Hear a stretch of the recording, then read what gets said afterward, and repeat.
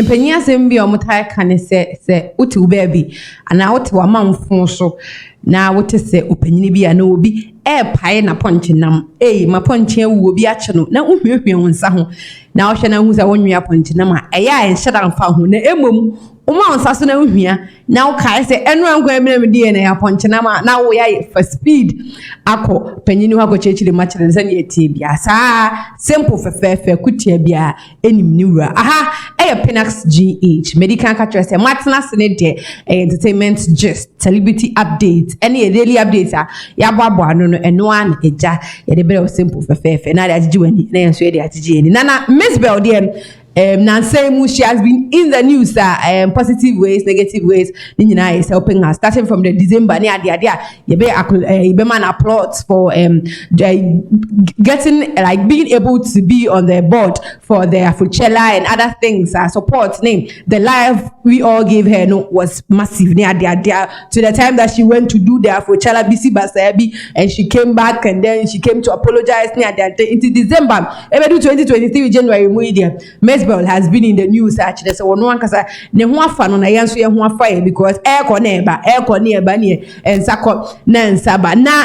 na same one na Mzbel bejo pay woni so say ono obeja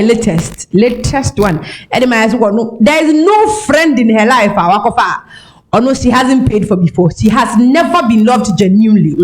Or obi ebe na we ne brother we ne sister who say she is a godmother who said den krampona. She has paid for every love she has got in this world. Since oba Ghana ha na so be wi asima. Oba tran kran krodum ha na Ghana ha no. Ono obi eni hono ma wadon genuinely without the person getting anything. Enti I can say na say ya to of baby a 24 say kutia wo koi enim ni wura nti free mental touch obe and God daughter na say ono so papa eni bi aka no Odii Tornado ono so hu agim denden a kire say an ono de say the store that to fam no hu say Odii Tornado uni eti krom ha wo street regional san bosom yetua oka Ghana fo na ego enya meka Ghana fo eni ye kire ma jem say sa Odii Tornado nam Mzbel ho tendenden nyina san bosom yetua oka nte we campaign ena wusu hu awo kasa na unim say Ghana ha ne etem celebrities o mokroma ex mafia gang I say if you shall stay Mzbel na nkasa na Odii Tornado kwan bie ni hono ma obefa so abe drop obi anasa obe mu obi slash a obeja mu afa hu di enye possible enti Mzbel be kan asem wemu na Odii Tornado hwe me na so na Ghana fa be jojo mi ane ebenifo se twetwetire bia o ha ya wusura ya na onim so man tise ne ka ti kwan na obi di ne tis ne nti oda na wabutu nti ono se ne ote ne asem obeka ni nti wontra ana Ghana fa be jojo no ya be jojo ne se na wo oji busumi akatua na ate ono ne Mzbel stress sam ya dan phone nti Odii Tornado react I want was we just am no simple fefe ene ekutia se ekutia obi amobi adi nti ono so wo mobi adi I want the IG was no was king Nana Tornado one just because things are one way doesn't mean they can't change. Hope is being able to see that there's light despite all of the darkness. You find peace not by rearranging circumstances of your life, but by realizing who you are at a deepest level. Don't let anything get in the way of your purpose. Hashtag in our camp, word don't lose. Hashtag your money, your power. Now, give it to me. This is back to back. Watch out. So say ade una hu say akodi one side and sika fifi bottom money mu sorry akodi one side sika na kwasha one side two fele say una otua me ka bosomi and you are making the world know that father me no father and for and I say being closer to you no I am getting something out of it I'm that farm but enye she sika de yes na hope and need that so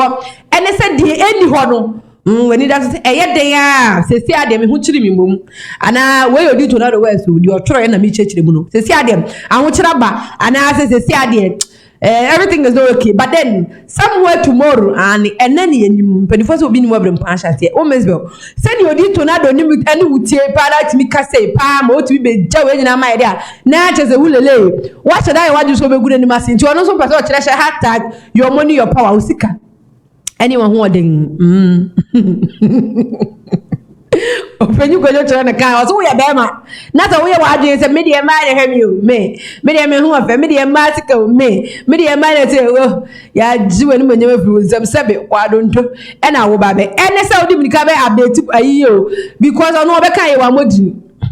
me wa mbo bia din say asemasi a ono me fada mfo me man scans ana asemasi me gini ana asemasi me na me yesi ana me na me yesi dabi na emo Odii Tornado kata tena ase ohun say Ghana fo be jojo no because send your farm Mzbel din na to me sometimes cry na to aso Ghanaians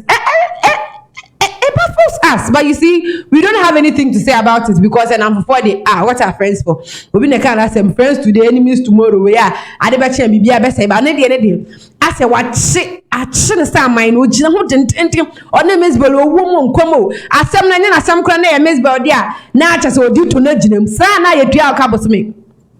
Sana aje credit alert nkakra ogo sira ni bia oji scantin na de bia akoni fie ho no Odii Tornado de ono on be deny the fact that the otro ene de genuinely when deny sesika no onya bi ana onya bi the way otro hashtag your money your power no grant sesika ne de Mzbel de man Mzbel ntwantro Mzbel ankasa de o man panyini okay maybe a Tracy ne kokra Tracy kire mu kire nso o man panyini mama ga yo mu bega o ye panyini nti nya de a panyin so de hey untime on ne hwe o de be ma akra mpo no kra de o be kan no kra kire o pepepe nti no nya de a Mzbel be twantro nti asama na not Odii Tornado be poti kra kire ye se no kwani nya me ni Mzbel na ankasa de yampa o hwe na atifem na unyo bi amani maska uniska bia wo ho masa ko fada adamfo e betua ka boso me de enye komo okromo enye komo kra o fada adamfo be boa wo ene yese Odii Tornado ka nyina Ghana fo na e ka Mzbel sika ye oje ne kakran no aboa no ene odi akoto ka kama no Odii Tornado ne obezo che se asani asika na kodi one side abedi wo Mzbel side na wa adwen ye o se bedi ho ache ana se be ka ho forever no mensuro onim se obinim jonku kura de becho so chena ochena jonku unim na misiminim it we all don't know what will happen tomorrow we all don't know nobody knows tomorrow as well tomorrow has a date ane obi edim tomorrow nti ochira ko ana se ochena bido ono sere de dane a ebia na se ya no de be no de ye no be oda obeka che me yeti Pinax GH hey yo you don't know Pinax GH Stonebwoy representing keep it locked don't log off keep watching Pinax GH, they are the best. Yes, keep on watching Pinax TV. Yes, so. Okay, Gia, you know what to do. This is the children president, aka Kaswa Van Dam, and you are watching Pinax TV. You know how we do. This Nana Bro, aka Biros. Keep on watching Pinax TV. What's up? My name is James Gardner. Keep watching Pinax.